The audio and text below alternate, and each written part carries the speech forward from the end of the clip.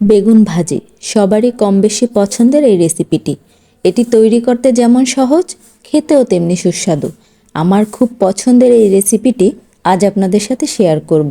আসসালামু আলাইকুম। রেসিপিটি তৈরি করার জন্য প্রথমেই একটি বেগুন ধুয়ে চাকচাক করে কেটে নিলাম। এখন তাতে স্বাদমতো লবণ, পরিমাণ মতো হলুদের গুঁড়া এবং পরিমাণ মতো মরিচের গুঁড়া দিয়ে দিব। এবার ভালো করে হাত দিয়ে মেখে নিব, যাতে মশলাটা বেগুনের সব জায়গায় পৌঁছে। ভালোভাবে যদি মাখা না হয় তাহলে খেতে ভালো লাগবে না, তাই আমি উল্টিয়ে পাল্টিয়ে সব জায়গায় মশলাটা যাতে পৌঁছায় সেইভাবেই মেখে নিচ্ছি। আপনারাও এমনভাবে মাখবেন যাতে সব জায়গায় মশলা যায়। দেখতে যেমন মজাদার হবে, খেতেও তেমনি সুস্বাদু হবে।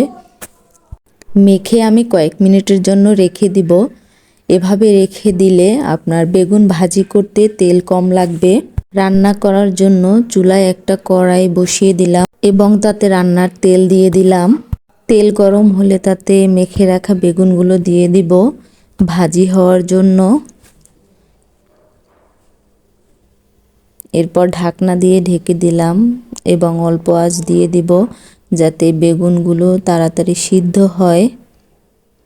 কারণ জোরে আঁচ দিলে দেখা যাবে যে আপনার বেগুনগুলো পুড়ে গেছে কিন্তু ভালো করে সিদ্ধ হয়নি, ভিতরে শক্ত শক্ত থেকে যাবে।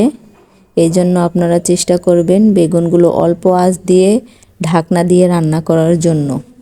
বেগুনগুলো ভাজা হতে থাকুক। এ পর্যায়ে আমি একটা কাজ করব, একটা বাটিতে কিছু পেঁয়াজ কুচি, একটু রসুন কুচি, কাঁচামরিচ কুচি ও ধনেপাতা কুচি নিয়ে নিব। এগুলো একসঙ্গে মিশিয়ে আমি হাত দিয়ে ভালোভাবে মেখে নিব। অনেকেই শুধু তেল দিয়ে হলুদ মাখিয়ে লবণ মাখিয়ে বেগুন ভাজা খেয়েছেন। আমার মতো এভাবে পেঁয়াজ কুচি, রসুন কুচি, কাঁচামরিচ কুচি ও ধনেপাতা কুচি দিয়ে বেগুন ভেজে খেয়ে দেখবেন, অসম্ভব মজাদার হয়। সকলে আপনার রান্নার প্রশংসা না করে পারবে না। এভাবে একবার ট্রাই করে দেখতে পারেন। আমার এটা মাখানো শেষ।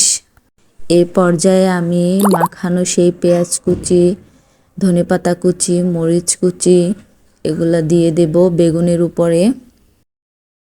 সুন্দরভাবে দিয়ে দেব যাতে বেগুনগুলো দেখা না যায় এমন করে। এরপর আমি একটা ঢাকনা দিয়ে দেব আমার এই পেঁয়াজ কুচি, ধনেপাতা কুচি সিদ্ধ হওয়ার জন্য। আমি কিন্তু চুলার আঁচ একদম লো হিটে রেখেছি, আপনারাও এমনভাবে রাখবেন। এখন যদি আপনি চুলার আঁচ বাড়িয়ে দেন তাহলে এই যে পেঁয়াজ কুচি, রসুন কুচি এগুলা পুড়ে যাওয়ার সম্ভাবনা থাকবে। দেখুন দেখতে কি অসম্ভব সুন্দর এবং লোভনীয় হয়েছে। এরকম আরও নতুন নতুন রেসিপি পেতে আমার চ্যানেলটি প্লিজ সাবস্ক্রাইব করে রাখবেন।